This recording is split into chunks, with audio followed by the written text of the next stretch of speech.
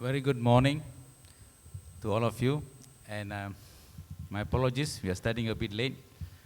Yesterday was a long night. Friends, I just want to share, yesterday I shared quite a bit on what we are expecting out of this conference in these 2 days. We had the minister with us yesterday, and after that we had a chat with him. There are a lot of things that we brought up. They are quite well aware and they are willing to take into account our requests. As I told you yesterday is more of a show. We had a lot of singing, dancing, all this going on. But today is a real day where these deliberations will have to have very meaningful output so that he even has given me an appointment next month to visit him in Delhi. So it's important that your deliberations has to be very clear so that we can come out with what our expectations as GOPIO International. Okay, there's a lot of things that we have achieved so far, right from PIO card, culture centers and all that. But today, we need to think of what is going to happen in the future. How are we going to move? Because he told me the growth of India is very remarkable. They're going very fast. And India wants the PIO to be with us. But that does not mean that they're going to give you everything on a silver platter. They're not going to give you everything for you. There's a lot of work. Yesterday somebody asked they want something out of GOPIO. GOPIO is not going to give you anything unless you do something about it. Please, we have to stop having this culture of asking, what do I get? I remember when my people who once joined GOPIO, when they asked me, sir, as a member, what do I get? I say, nothing, we don't give anything, you give. Okay, this is not a club where you become a member, you get special rates and this and that. No, I think it's our own thing. Our forefathers, I always try to say that, they did not expect anything and they came, they built. That is why we are seated in this arena. So, the way we have to move forward now is different. We're not going to clear plantations now. You must understand. We are going in a different era. It's a digital era. Friends, if you look at all these, what we call, especially the youth sessions and all that, we have put in a lot of topics which is very futuristic. And we are here to guide. In my personal thing, I want the youth to guide me what to do. So please take it very seriously and do not be late. See, we already wasted half an hour of your time. We have to finish by 5:30 and we have to get in the bus and go to Vivekananda Ashram for a next session. I mean, that's where the PIO festival is happening, PIO Day. All of you, I want to remind you, the PIO Day is also PIO Day Malaysia 2 is a very important event for all of us. Because for the first time, even the Prime Minister Modi has mentioned about PIO Day in his speech, in his, his press conference when our Prime Minister was there. So acknowledgements are there. We now have to prove ourselves. And I'm very much dependent on the young people here. So without much ado, it's already late. I want to welcome Professor Ajay Dubey, our specialist in diaspora. I've been working with him since early days of GOPIO, and he has traveled quite a bit in Africa. He has studied most of the diasporas. He's one person, off the cuff, he can speak anything about Indians anywhere in the world. So we are very glad to be associated with him. And he's currently in JNU. He's the Center of International Studies. He will give you the keynote address. I specifically told him, Prof, you set the tone today for them to deliberate further. So he's here. Ladies and gentlemen, please welcome him. And also at the same time, let's move on effectively for today. Thank you.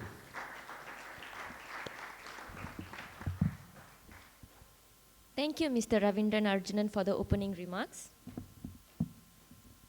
Ladies and gentlemen, next, let's extend a warm welcome to Professor Dr. Ajay Dubey, Professor in School of International Studies, for his special remarks. Please give a warm welcome to Professor Dr. Ajay to the stage.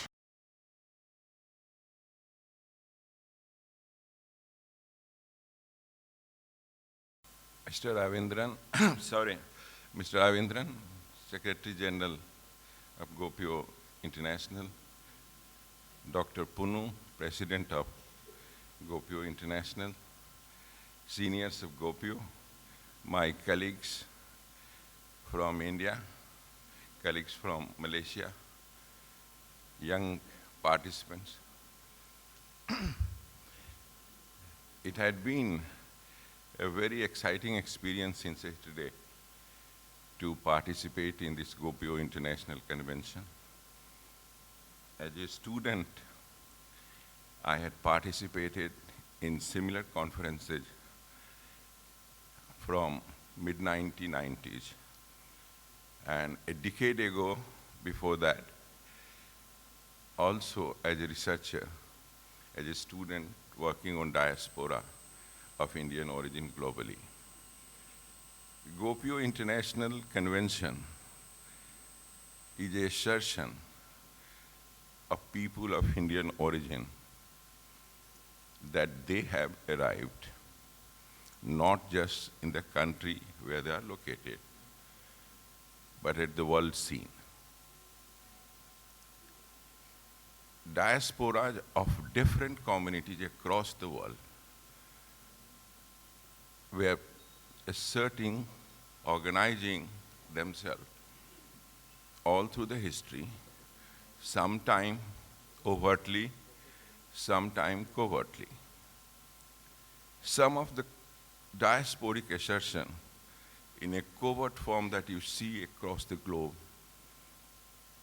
even from the Second World War onwards, was what we know today, 5 Eyes. Those of you who are aware of these terms, this is a diasporic assertion of British diaspora who are located in 4 other countries, which is Canada, USA, New Zealand, Australia, and of course Britain, the mother country. A very covert, unannounced operation of these diasporic network across the world, which on every issue till today speak with one voice and name it world community. I am not going into details of that how powerful this network is. And of course, it's not announced, not discussed openly. The overt display of diasporic network was of the Jewish diaspora, a diaspora which was removed from its land, and after several centuries made sure its home country is restored. And today, soon after the Second World War, and today, it makes sure that Israel remain safe, and it is supported by its diaspora overtly from across the world, that large number of very rich Arab countries which are all around this had been together defeated by a tiny country like Israel, not just by its own force, but whenever it was attacked by the force of its diasporic network. The point I'm making is this: the diasporic networks are present across the world since early times, but there was a general assertion of diasporic networks from developing countries, from the ex-colonial country, soon after the collapse of the Soviet Union, which I talked yesterday, that how it established that this cultural, civilizational identity of people is so intrinsic that any amount of suppression of it will only lead to its expression with a vengeance. And therefore you find when the Soviet Union collapsed, different identities across its territories asserted themselves so aggressively that you find them all over in Eastern Europe and even in Russia itself. So it is in this context the Indian diaspora, people of Indian origin, who were spread all across the world, more than 100 countries, in 50 countries. In 40 countries, the number is more than 50,000. And in several countries, they used to form majority. They were in majority in Guyana, they were majority in Fiji, they are majority in Mauritius. And these numbers were not mattering to the local people, not mattering so much to India itself. It's only when the globalization started, when Soviet Union collapsed, that the world realized that these are intrinsic identity. United Nations itself set up a fund of $2 billion to see that if these intrinsic identity are going to be there, can they be harnessed for the betterment of the world, for a good cause of the world? And diaspora was recognized by United Nations as one of the main driver of globalization, which the United Nations wanted to promote, to bring the world closer economically and many other ways in terms of development.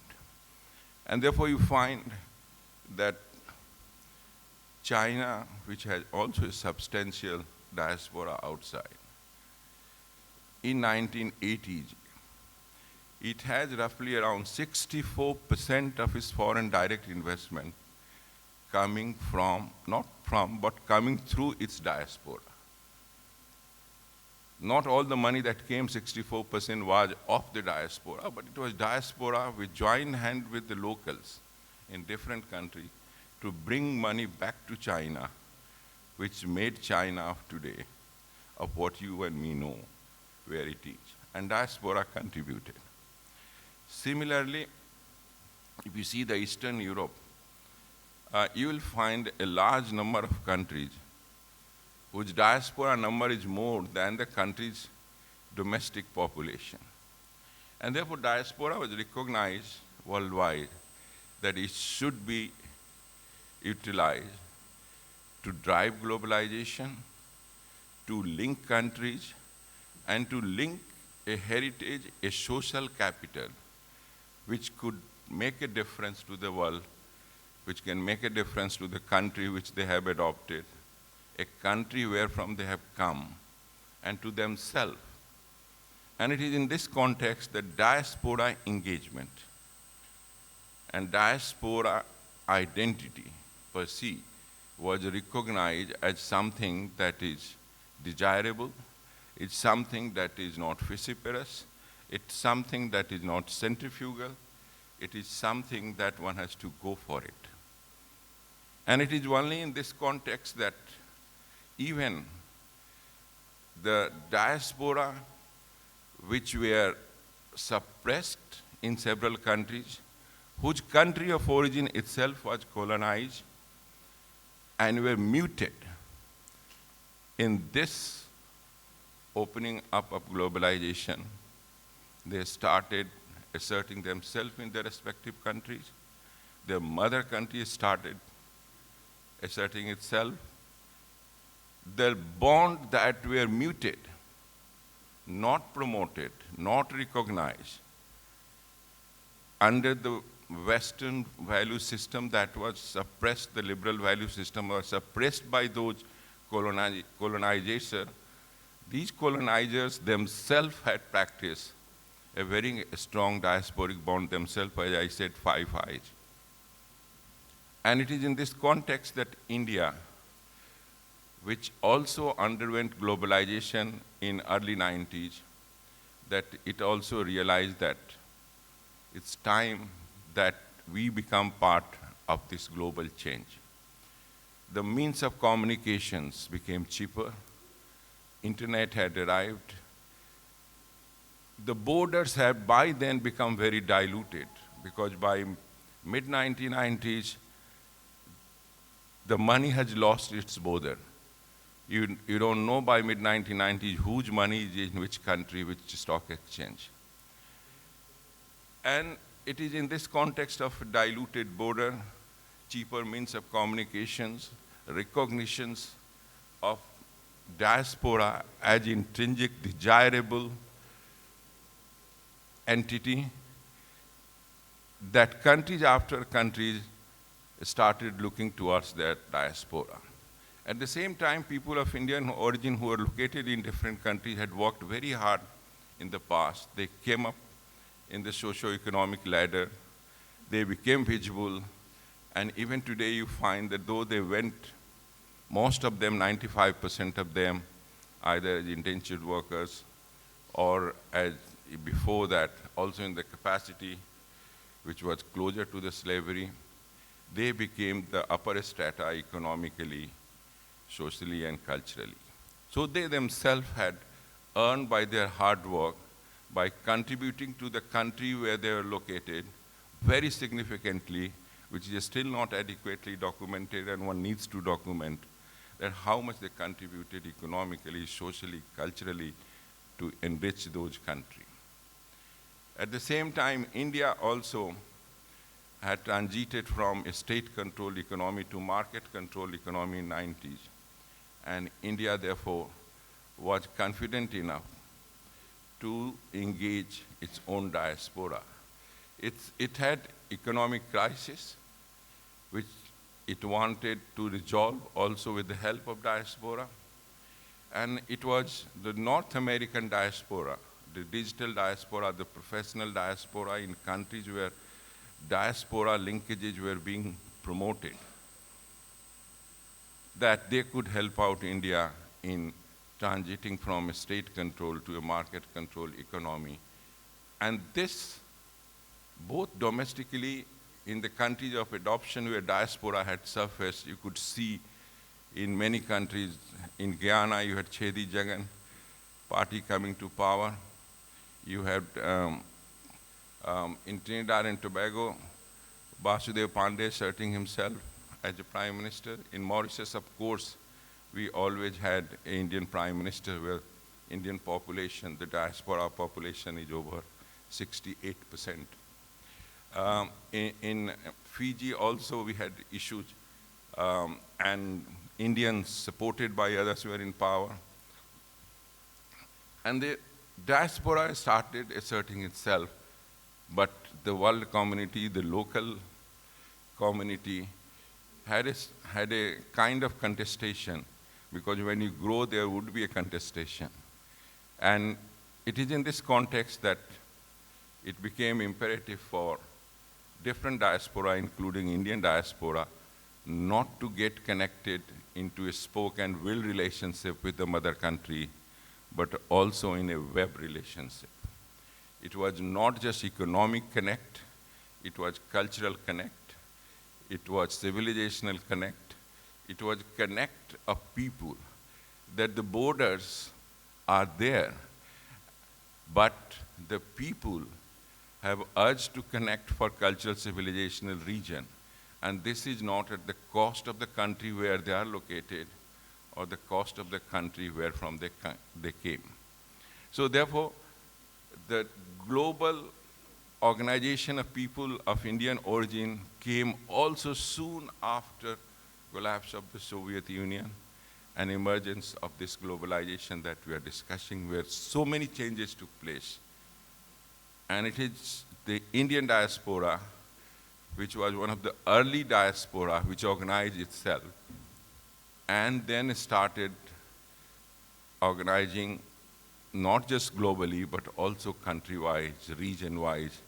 And that's a assertion I was saying is a assertion of people of Indian origin that we have arrived, not in the country where we are located, but the world scene, which threatens no one, which is just for the betterment of themselves, betterment of the country where they are located, and betterment of the world as such. It is in this connection that the Global Organization of People of Indian Origin Convention, that all of us gather to say that there is some social heritage capital that we must preserve, we must utilize, and we must grow together as a community in each country by cooperating with different Indian diaspora in different countries and by connecting with the mother country, which itself is growing and becoming a very respectable member of the world community. So it is in this context that we meet here with we discuss the different dimensions, academic dimensions, how different diaspora are organized, how Indian diaspora is one of them, what is the best practices all over the world to organize and to do things for the community. And we also discuss what are the cultural potential to connect, how the diversity of cultural identity is part of the larger diasporic identity, which is Indian identity. And it is in this connection that we also discuss that it is as much important to harness them, to utilize them, as to protect them, as to preserve them, as to promote them.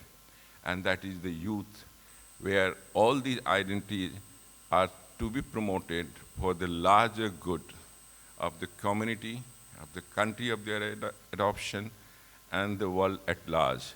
And therefore we find in GOPIO International Convention, besides the economic connect, which had been a prime mover of globalization, which is represented by the business sector, which you have the CEO forum here today, it is all these comprehensive assertion and display and to present to the world that we are here, which only does good for the diaspora, for the country where they are located, for the mother country, and for this world at large, that we discuss, we celebrate, and we plan.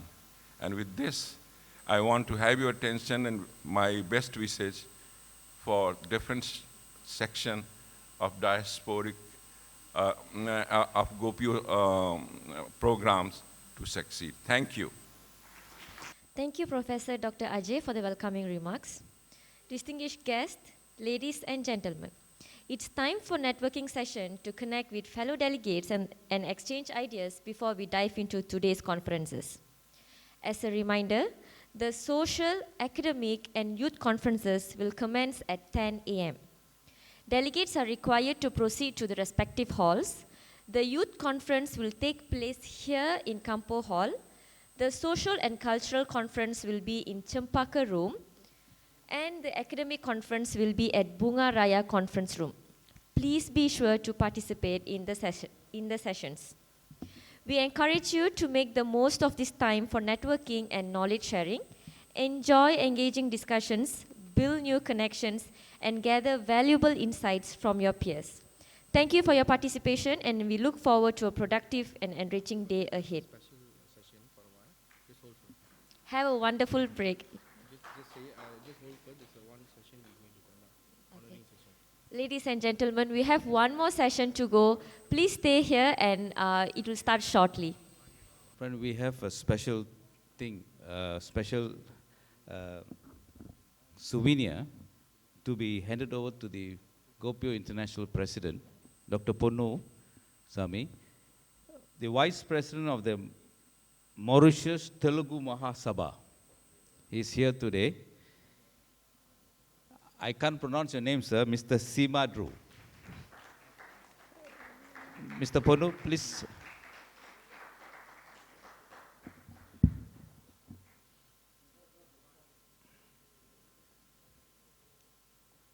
This is a gift for GOPIO International from the Telugu Mahasabha of Mauritius.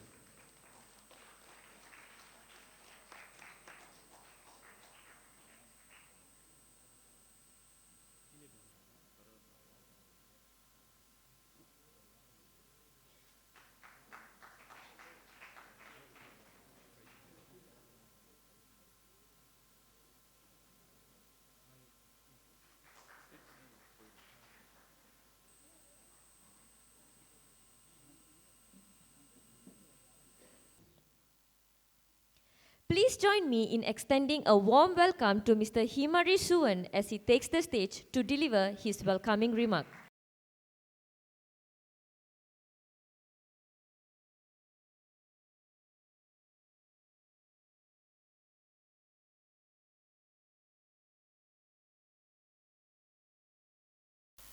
His Excellency Ambassador Dato Bala Chandran Tharman, the Deputy Secretary General for Multilateral Affairs of the Ministry of Foreign Affairs of Malaysia, Mr. A. Ravindran Arjunan, the Secretary General of the GOPIO International, Mr. S. Prathma Seelan, the Deputy Director of the International Youth Center, Kuala Lumpur, and the Chairman for the GOPIO Youth Conference, distinguished guests, esteemed leaders, youth delegates, and friends, namaste. It is an honor to welcome you all to the GOPIO International Youth Conference, where we came together with a shared vision of harnessing the potential of the Indian youth for a sustainable future.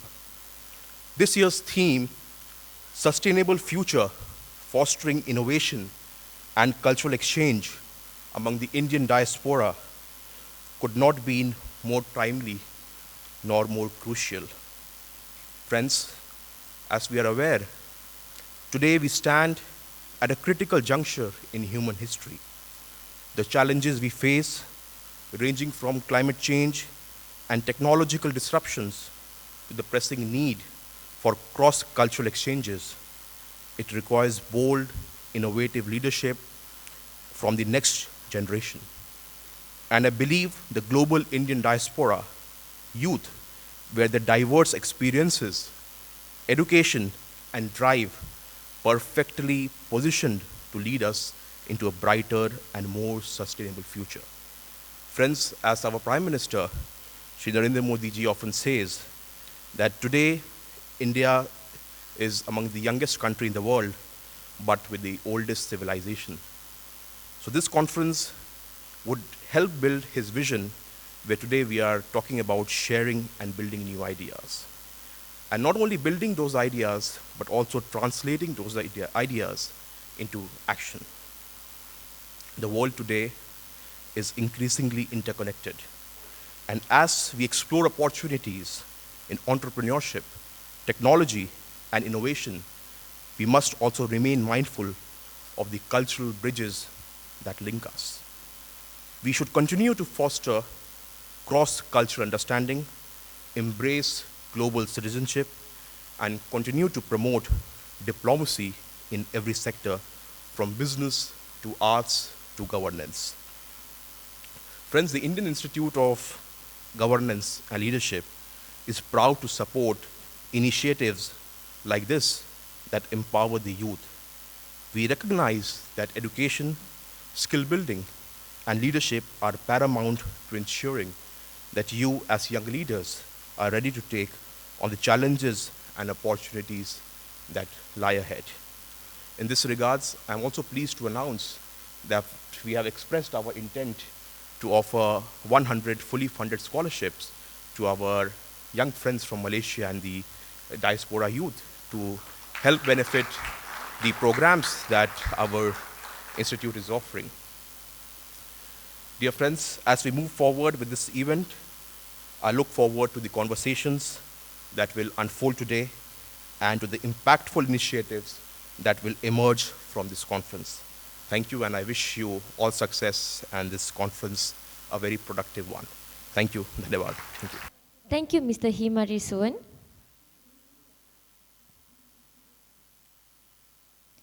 Ladies and gentlemen, next, our guest of honor for today, who is an outstanding individual with exemplary contributions and leadership, have made a significant impact in their field. It is my pleasure to present the profile of His Excellency Ambassador Dato Bala Chandran Tharman, whose achievements and dedications are truly inspiring. Ambassador Dato Bala Chandran Tharman is a senior Malaysian government official. He is the Deputy Secretary General of Multilateral Affairs of the Ministry of Foreign Affairs. Ambassador Bala became a social activist beginning in 1980s, especially from his days in University Malaya. through his involvement in the Center for the Social and Cultural Advancement of Malaysia Indians, or what is popularly known as Sri Murugan Center today, and under the leadership of Dr. M. Thambiraja, Ambassador Bala has been part of the movement that has brought about a mental revolution to excel in life amongst the Indian community in Malaysia, capitalizing on the education of the Indian self-discipline as the primary tool for socio-economic advancement. He has a distinguished character in the Malaysian Foreign Service over the last 30 years. The ambassador had served in various capacities both at the Ministry of Foreign Affairs and Malaysian missions abroad. Please join me in welcoming His Excellency Ambassador Dato' Bala Chandran Tharman to stage to deliver his opening remark.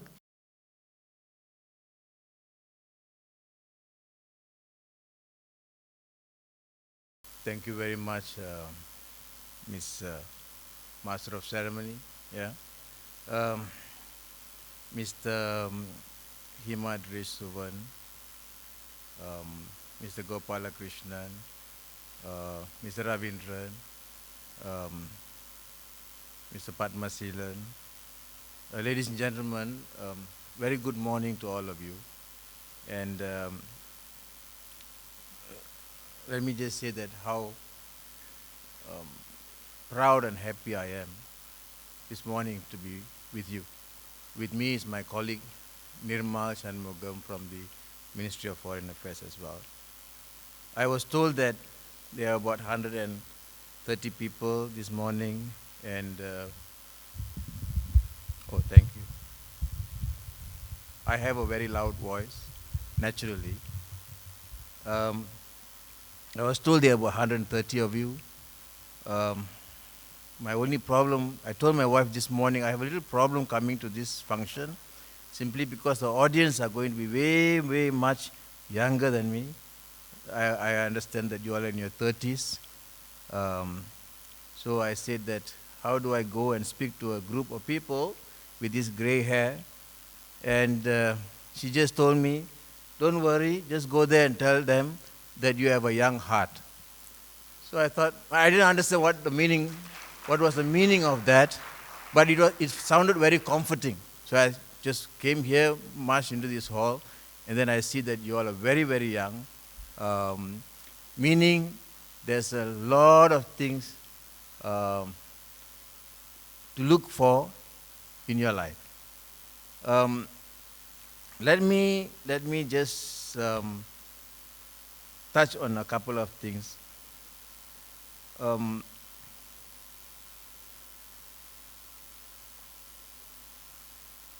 The important thing that I see in this gathering, in this group, is that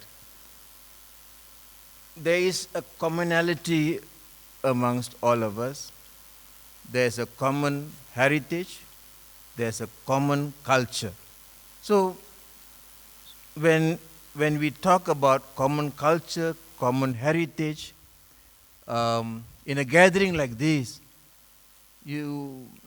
I just cannot help but refer to some personalities. Some of them might be familiar to you, some might be alien. Among others, Sundar Pichai, Satya Nadella, Parag Agrawal, they are in the tech industry. Then you have people like Geeta Gopinath in international financial sector.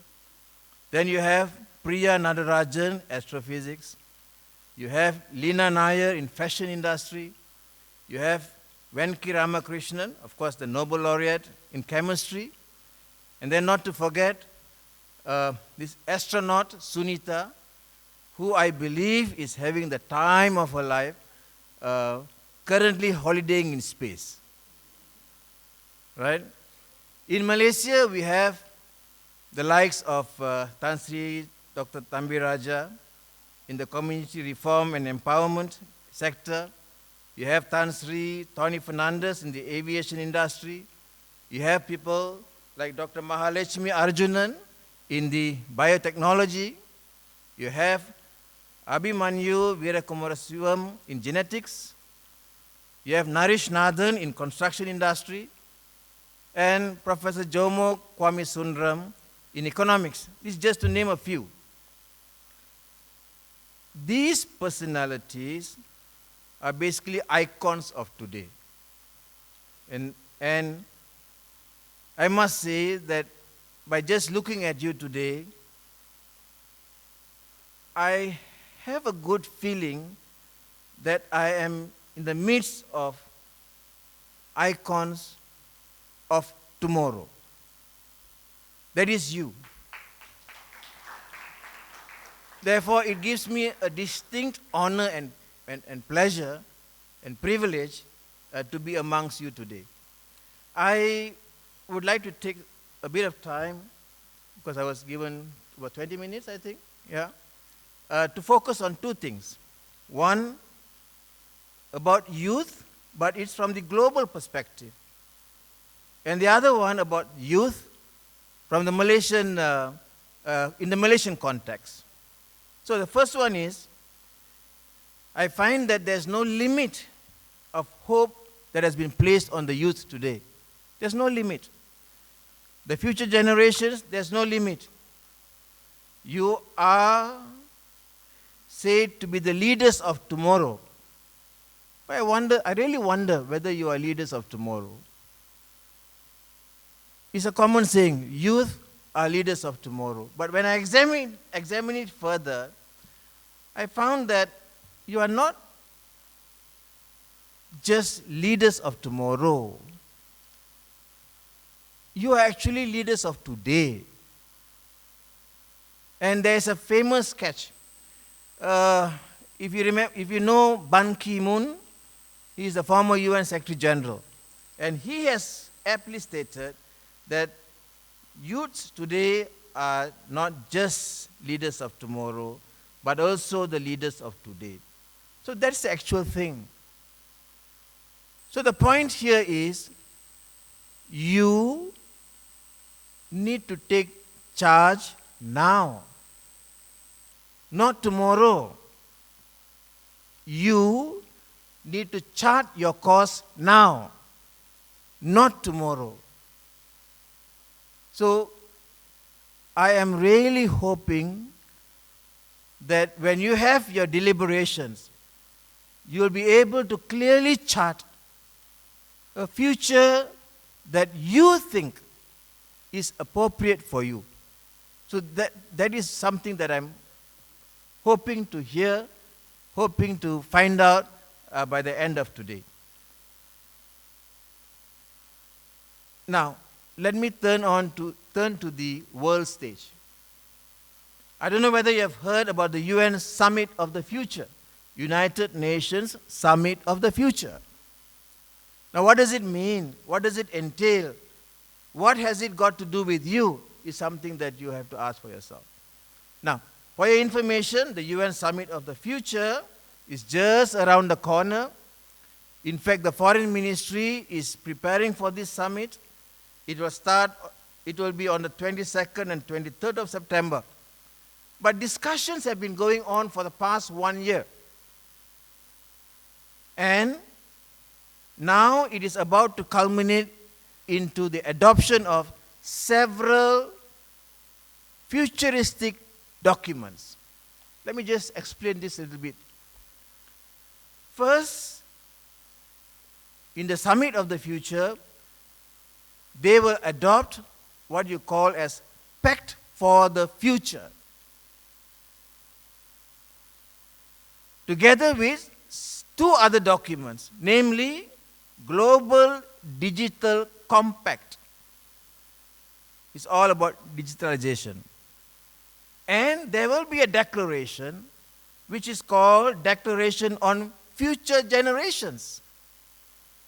So these three documents that I'm talking about, they will basically strengthen the system that we have, ensure that it's responsive to the needs and interest of both the present and the future generation. It is a comprehensive document, and it will guide countries, societies in the development path. So it's very, very important. Development path not just for 2030, but 2050 and beyond. These documents are basically meant for you. So the youth of Indian origin, I consider myself as you now, we have to really understand this. Failing to do so, you will basically alienate yourself from the mainstream development. So, these documents, ladies and gentlemen, my dear brothers and sisters, I can even call some of you my children. The documents basically has got huge investment on development of youth. Social inclusion, human rights for the minorities. It talks about greater youth participation, both national and at the international level. It recognizes critical role young people play in driving innovation, sustainability, and entrepreneurship.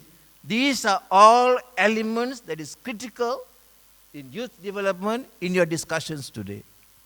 So, on the declaration of future generations, that declaration is purely dedicated to you. It talks about inequalities or addresses inequalities. It talks about empowering women, girls, and marginalized communities. So, in essence, these documents underlines that the future generation, you, must basically embrace emerging technologies. You must embrace and be equipped, fully equipped, to thrive in evolving digital world.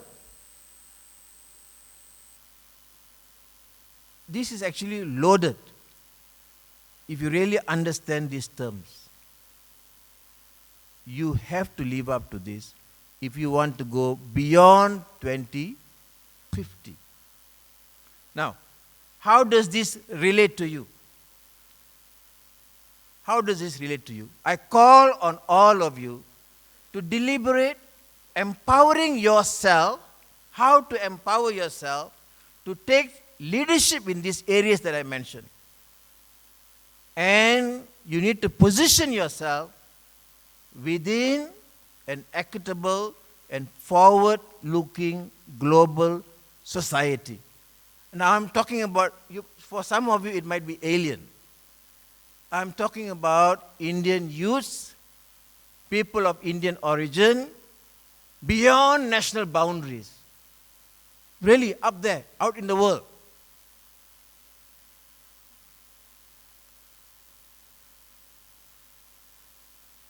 Let me touch on another pillar when it comes to Indian youth, basically. They always say, youth are architects of sustainable future. You are architects of sustainable future. Among the ingredients for your discussion today, the global challenges we face today are immense and detrimental to mankind.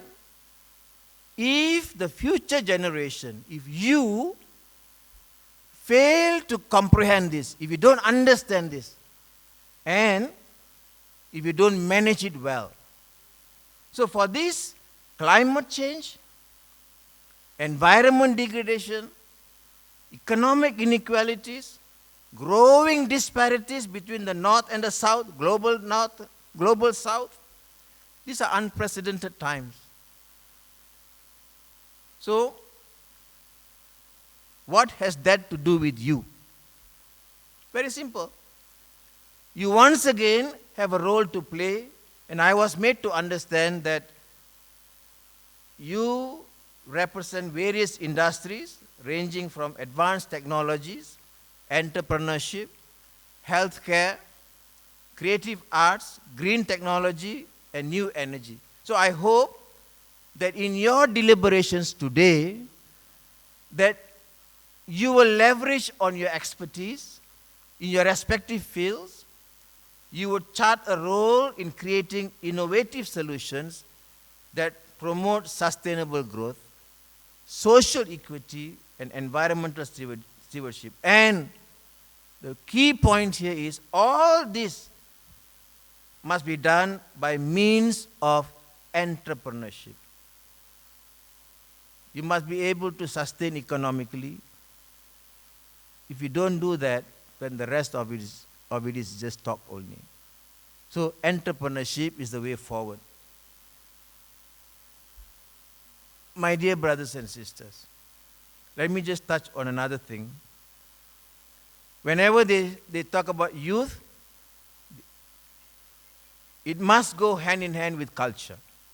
Youth and culture. Nobody fails to talk about this. So, what has that to do with you? I told you earlier in my opening remarks, or when I started, the common bond among all those who are present here, there's a cultural bond, there's a heritage bond.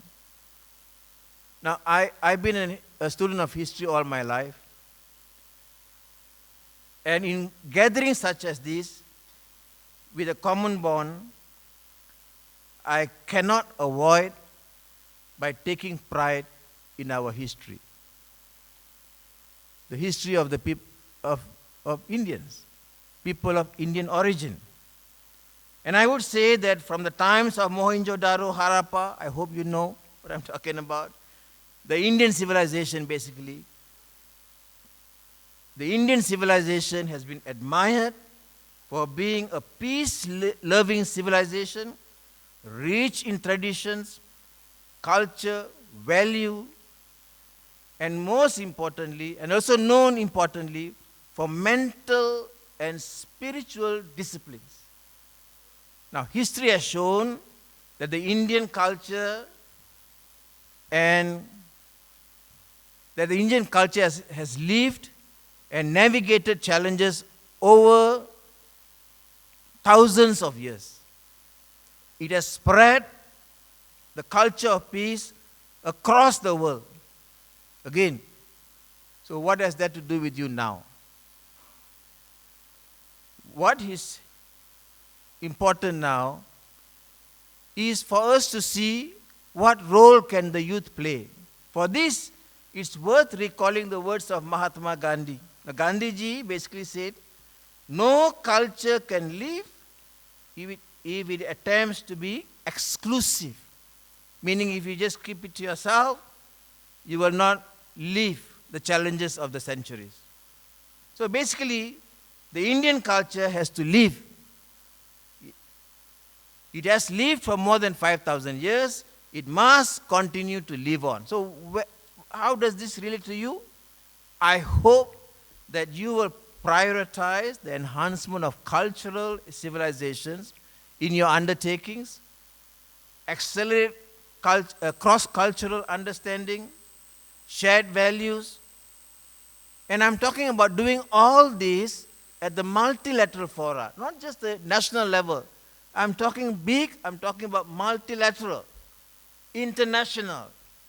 So, you need to facilitate networking and collaborate and build friendship, not among peoples, but also among nations in the world. So, while you do all this, there's an important pillar that I hope you will take into consideration. You need to place emphasis on the role of women and girls. Empowering our women, empowering our girls to continue to break traditional barriers, shatter glass ceilings, especially through education. This is very necessary to ensure that the true potentials, the potentials as Homo sapiens, can be fully realized. This, I have to emphasize time and again how important it is to give our women and the girls the opportunity to go beyond national. There's a lot of things out there, I'm telling you, in the world, and you need to get there. There's also the next element.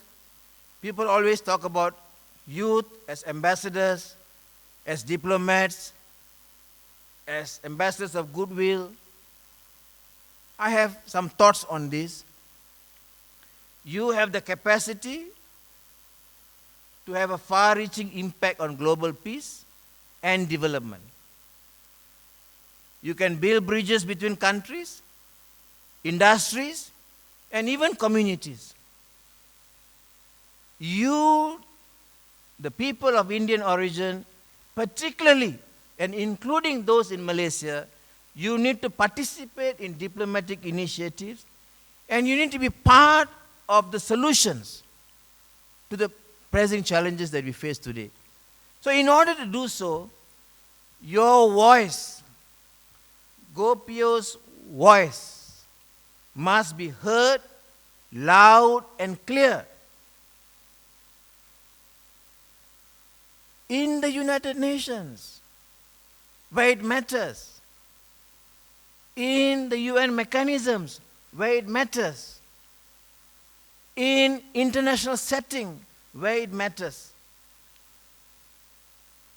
For this purpose, I urge you, at least the youth segment of this conference, I urge you to consider seeking accreditation as an international, as an NGO, GOPIO as an NGO, with consultative status in the United Nations Economic and Social Council. We call it as ECOSOC. Now, why this is important? This is important because it would grant GOPIO the due recognition, the due international recognition and credibility. To do what? To allow your voices not just to be heard during the conference on racism that you all have been participating, so I've been told, but on a multitude of issues of global concern. Your voices must be heard, not just at the national level, at the international level. And you may, I understand how difficult this will be, but I suggest that you consider devising a workable mechanism for representation in international fora. I understand you have various chapters in Singapore and so on and so forth. All you got to do is create a chapter in New York, in Geneva. There are many people of Indian origin in these great cities. Technology is there. You can communicate with each other, and they can represent you as speakers. You don't have to go all the way. I know it's exorbitantly expensive, but it can be done. You can actually speak at the UN, in Geneva, in Nairobi. So this is an area where I think the youth segment of GOPIO could put its ideas together, thoughts together, and work it out. Now, let me just go to the second part. Earlier I said about the international aspect of youth. Briefly about the Malaysian part. Malaysia Madani, most of you, I understand, are fellow Malaysians. There are 5 representatives from the international community. For Malaysia Madani, the government has already embarked on a trajectory to attain sustainable future by galvanizing innovation and leveraging on the strength of its diverse culture. Your topic is about that. But the government has already embarked on it. So, this is the essence of your deliberation today. My brothers and sisters, this is your essence of deliberation. The government's direction is embodied in Malaysia Madani. It provides a policy framework, action plan for development. So, In the context of the youth, Malaysia has launched the Madani Youth Development Model 2030. I want to ask yourself, where are you on Madani Youth Development Model? Where are you? What is your role? How can you contribute? What can you gain from this? This is something that I think this youth segment should deliberate on. It aligns national youth empowerment with global agendas, addresses digitalization, youth well-being, including employment and entrepreneurship, mental health and leadership. The ultimate objective is to attain a progressive Malaysian society deeply rooted in compassion, fairness, and justice. I invite you in your deliberations to consider utilizing the primary elements in Malaysia Madani in charting your priority during your deliberations. Turning on to Malaysia-India relations, as you know, the Malaysian Prime Minister was in Delhi, met with the Honorable Prime Minister of India, Narendra Modi. They have charted a course that will benefit Malaysians as a whole. Numerous scholarships, technical programs have been arranged, and today I'm so pleased to hear our distinguished guest from India announcing 100 more seats for fellow Malaysians. And we had a chat just now on what needs to be done to make this a reality. I was with the visiting Minister of External Affairs from India during luncheon yesterday, together with the Indian High Commissioner in Malaysia, High Commissioner Reddy. We had a long conversation with the Malaysian side about India-Malaysia relations and how our collaboration can help the advancements, socio-economic advancement of Malaysians, including Malaysian Indians, people of Indian origin. So, I've touched on a few things. I hope you can comprehend what I'm saying. It all relates to internationalizing the people of Indian origin, particularly those from Malaysia. And from my personal experience, I'm telling you, the world, the actual world, is outside there. The actual world is outside there. You need to get yourself there. People of Indian origin have been immensely successful overseas. You need to get yourself there. So, let me just conclude by making some references. There was this one wise lady who said, "The future belongs to those who believe in the beauty of their dreams." Eleanor Roosevelt. Right? Can you imagine such beautiful word? Huh? The future belongs to those who believe in the beauty of their dreams. Another great soul, Swami Vivekananda, he said, "Arise, awake, and stop not till the goal is reached." Amazing. So in responding to their vision and wisdom, I call upon you to dream big, think big,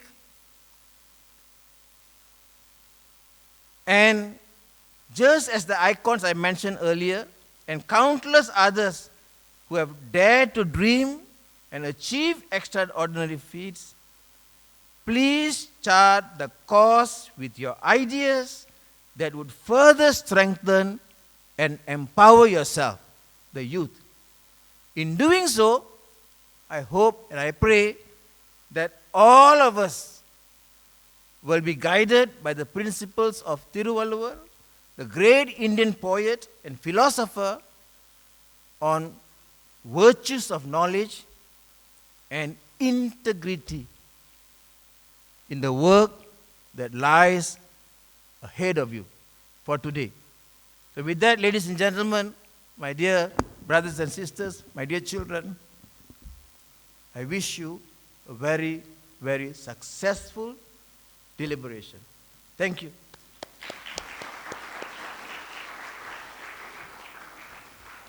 Thank you, His Excellency Ambassador Dato Balachandran Tharman, for the insightful speech. Next, I would like to call upon Mr. Gopal, Vice President of GOPIO International, to deliver a token of appreciation to our guests of honors today.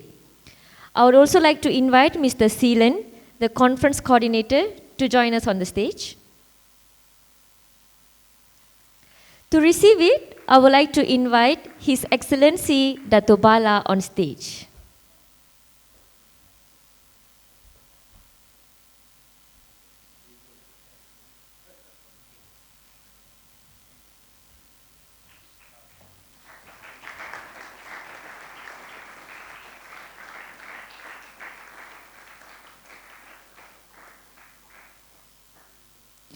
Next, I would also like to invite Mr. Himarich Suwan to receive his token of appreciation from Mr. Gopal.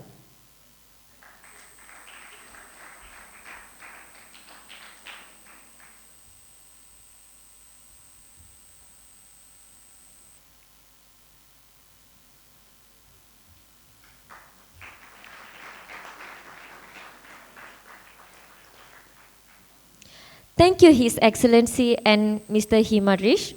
I would like to extend our heartfelt thanks to our distinguished guest of honor today, His Excellency Dato Bala and Mr. Himarich. Your remarkable contributions and your presence today greatly enrich our conference. We are deeply grateful for your time and insights.